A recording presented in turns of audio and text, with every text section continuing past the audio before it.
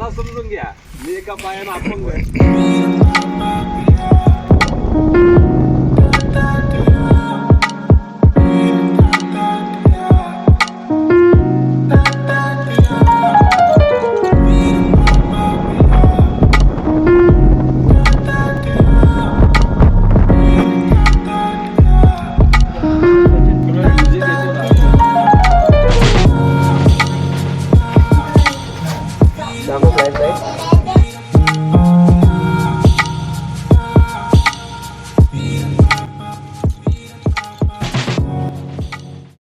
नमस्कार मंडळी, आज 27 सप्टेंबर. खूप दिवसानंतर मी आज एक व्लॉग बनवतो आहे. तर ह्याच्या मागचं कारण आहे की आज आपण चाललो आहोत केंजळवर रायरेश्वर किल्ल्यावर. सो आज आम्ही आता निघतो आहे, तयारी झाली आणि आता आम्ही पहिलं जाणार आहे सांताक्रूजला, कारण तिथूनच बस आहे आणि तिथूनच आम्ही पुढे जाऊ. बघू कसं जर्नी आम्ही दाखवू तुम्हाला. बघा बाहेर पाऊस पडत आहे आणि कारवाई चालू आहे. तर निघूया. तर आता आम्ही ऑटो पकडली आहे. वाजले 9:40 आणि 10:15 वाजेपर्यंत आम्हाला पोचायचं आहे सांताक्रूजला. तर आता आम्हाला वाटतं आम्ही पोचू लवकरच पोचू. ॲज युजल, नाही तर कोणासाठी वाट बघायला राहावी लागणार आहे असं वाटतं मला. कारण नाही, आज काय एवढा प्रॉब्लेम नसेल. तर 14 सॅटर्डे होता. हां, ठीक आहे, बघू आता जे होईल ते तुम्हाला अपडेट देत राहू. तसं आता आमच्याबरोबर मला भाऊ आहे आणि हे आमचं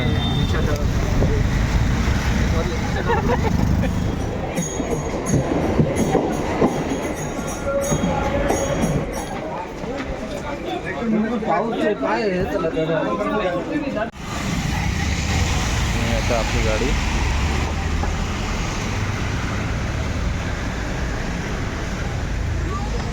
तो पण तसंच आहे काका. बघ तुझ्या हरकत आहे. हा पण काका. हाय. हो, त्याचा रिव्ह्यू असंच घे. हो, हाय बोला. आहे अच्छा. त्याचा रिव्ह्यू असंच घे. आपल्याला पाहिजे केला कोणी आहे का? चालू करूया. हां, चालू पण बनव. परत बोल. चला, आता वाजले आहेत 11 आणि जस्ट आता आम्ही निघालो आहोत. चालतंय आम्ही मोबाईलमध्ये बघतोय. हा. Happy birthday to you. Happy birthday to you. Happy birthday happy birthday to you. प्रवासाची सुरुवात नन्हे ट्रेकर्स अमयचा वाढदिवस साजरा करून झाली. हे टिशर्ट बघ, त्याचे टिशर्ट पप्पा ठेवले बघा.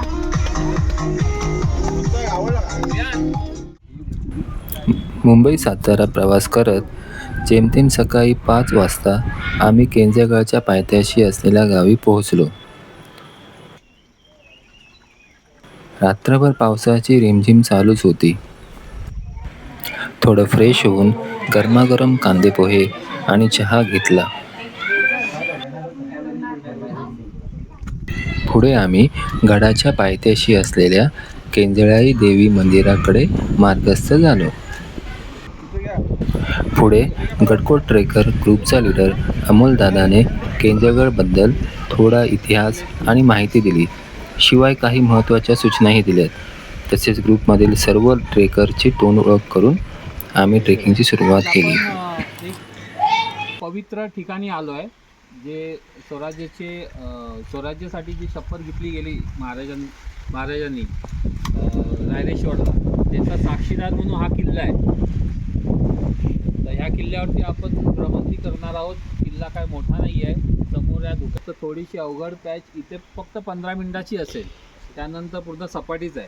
त्याच्यानंतर कोरलेल्या पायऱ्या वगैरे आहेत, दगडात कोरलेल्या पायऱ्या. त्यानंतर पुढे गेल्यावरती पाण्याचे टाके, केंजळे देवीचं मंदिर आहे.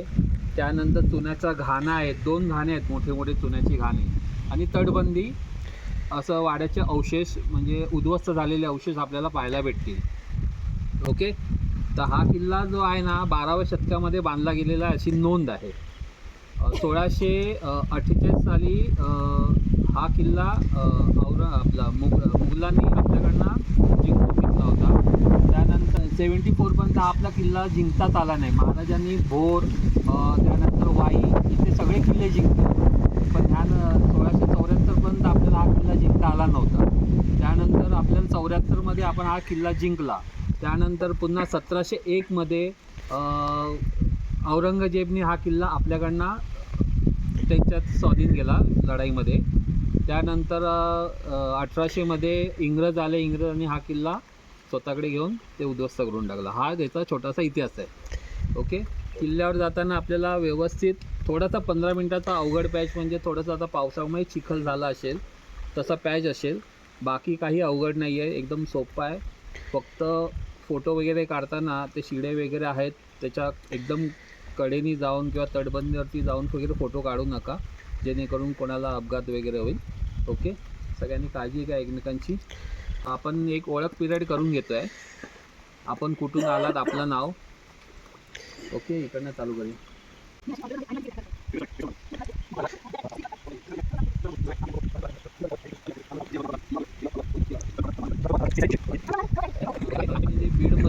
आमच्यासोबत बीडहून आलेले माजी सैनिकांचा एक 5 जणांचा ग्रुप जाबाज ट्रेकर्स देखील होता. त्यांनी त्यांच्या ट्रेकिंगचे अनुभव आणि आठवणी आमच्याशी शेअर केल्या.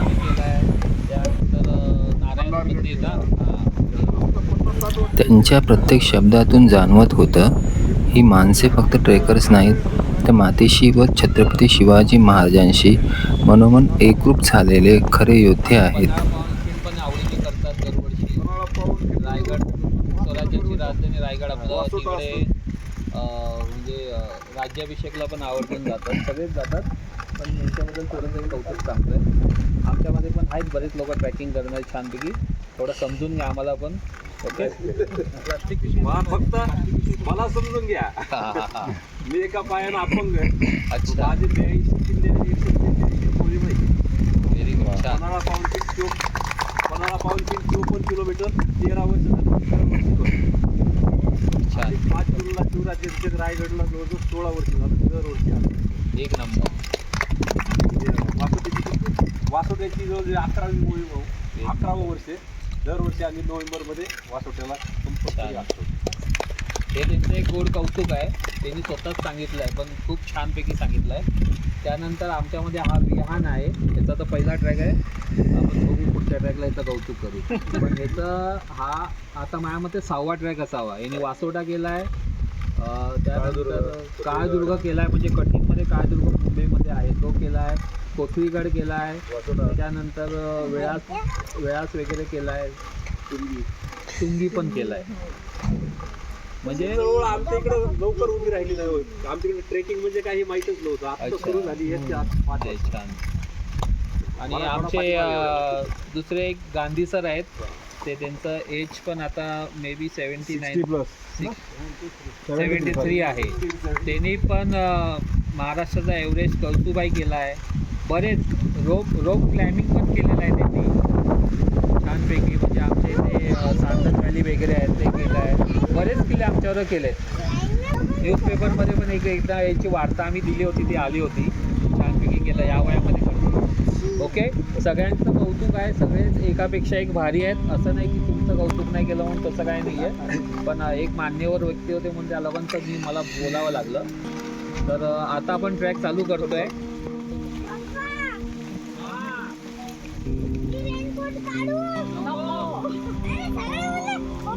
गडावर जाण्यासाठी 3 वाटा आहेत. ट्रेकची सुरुवात झाली ती शाळेच्या बाजूने जाणाऱ्या निमुळत्या गर्द झाडीच्या वाटेने. पुणे आणि सातारा जिल्ह्याच्या सीमेवर अनेक किल्ले आहेत, पण केंजळगड हा त्यामधील एक शांत, रम्य आणि दुर्लक्षित रत्न.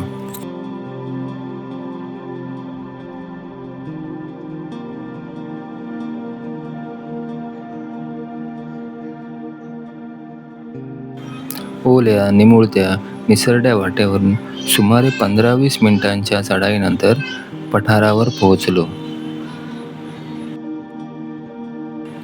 केंजळगड हा सोप्या श्रेणीचा ट्रेक असून कमी वेळात आणि कमी श्रमात तो सर करता येतो.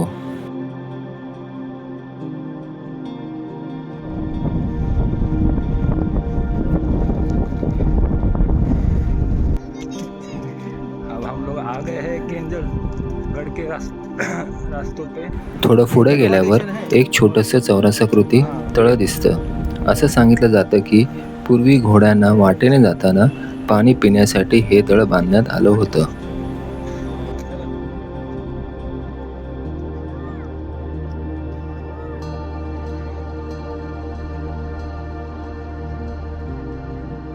भोर आणि वाई यांच्या मधोमध रायरेश्वराच्या शेजारी सह्याद्रीच्या रांगांमध्ये वसलेला हा गड समुद्रसपाटीपासून सुमारे 4500 फूट उंचीवर आहे. वाई व रायरेश्वर यांच्यामधल्या महादेव डोंगरांच्या माथ्यावर हा किल्ला अभिमानाने उभा आहे.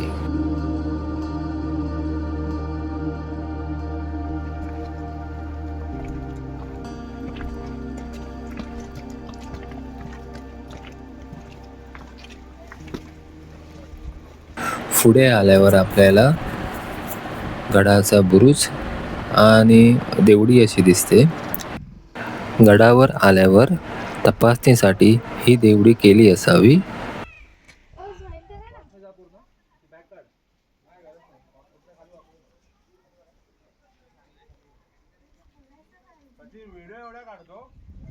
किल्ल्यात वर चढताना पूर्वेकडे एक खोदलेली गुहा दिसते.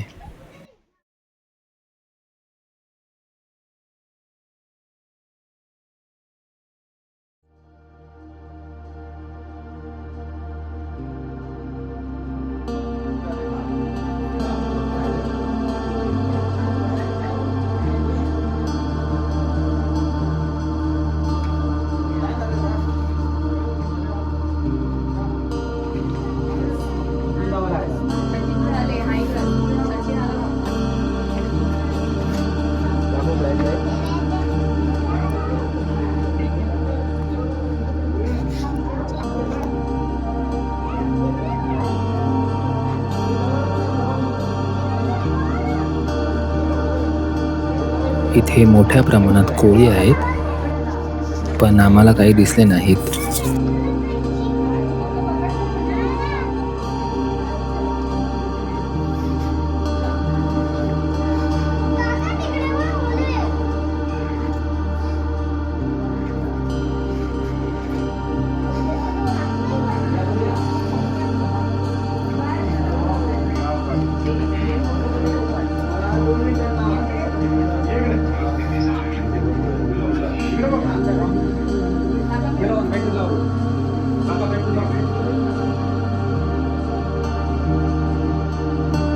संपूर्ण गुहा फिरून आम्ही पुढे निघालो.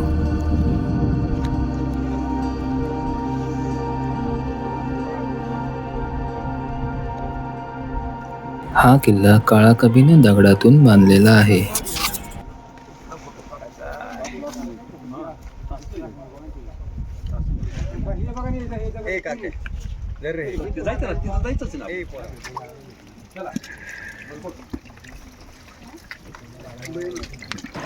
समोर आपल्याला कातळातून कोरलेल्या 54 अशा लांब दगडी आकर्षक पायऱ्या दिसतात. या किल्ल्याचे दुसरे नाव मनमोहनगड आहे. नैसर्गिक सौंदर्य, हिरवाईने मढलेला महादेव डोंगर आणि डोंगरांची सुंदर रंग पाहून छत्रपती शिवाजी महाराजांनी या किल्ल्याला मनमोहनगड हे नाव दिले. पण या इथून आलो का?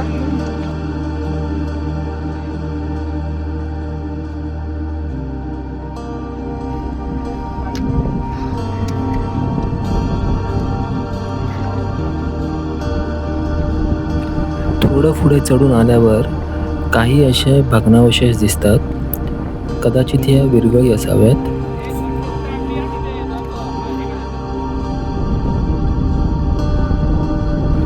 थोडं पुढे केंद्रीय देवीचं छत नसलेलं मंदिर दिसतं.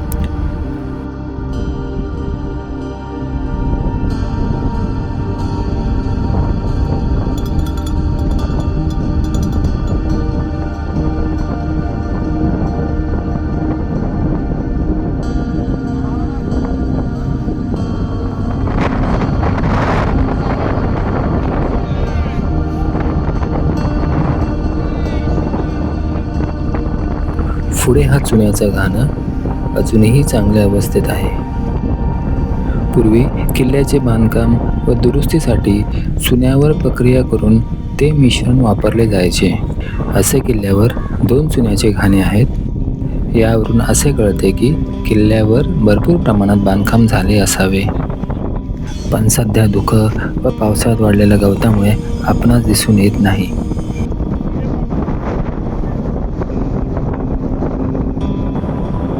उजवीकडे हे एक तळ दिसतं.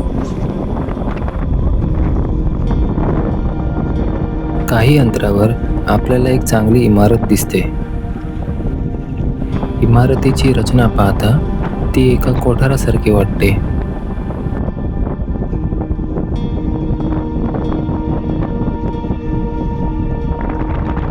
जर रचना पाहिली तर हे दारुगोळा ठेवण्याचे ठिकाण वाटते.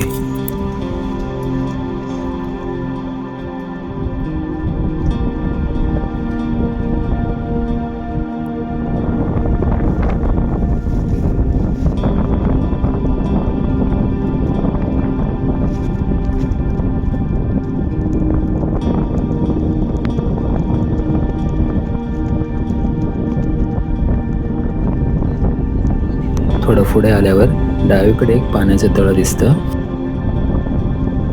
सर्वत्र धुकं पसरलं होतं, त्यामुळे समोरचा धोम धरणाचा परिसर दिसत नव्हता.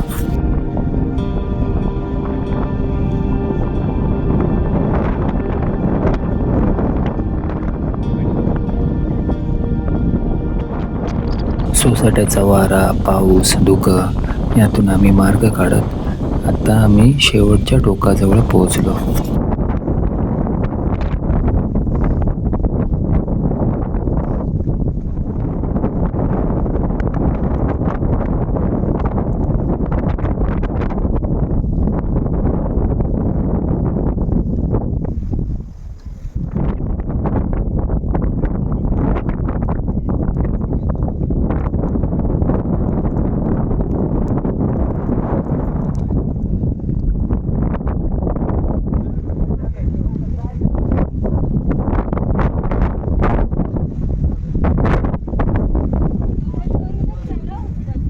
तिथे शिवगर्जना आणि मासाहेब जिजाऊ, छत्रपती शिवाजी महाराज आणि धाकले राजे यांच्या नावाचा जयजयकार करून आम्ही आमचा ट्रेक संपवला.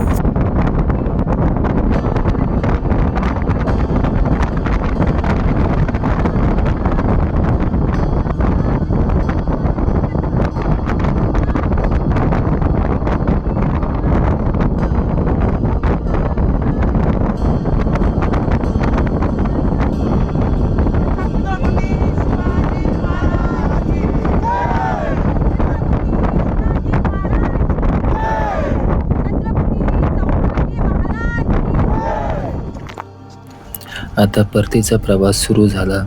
मनात समाधान, ओठांवर हसू आणि हृदयात तोच नाद, जय शिवराय. जर तुम्हालाही इतिहास आणि निसर्गाची संगत आवडत असेल तर केंजळगड ट्रेक एकदा नक्की करा.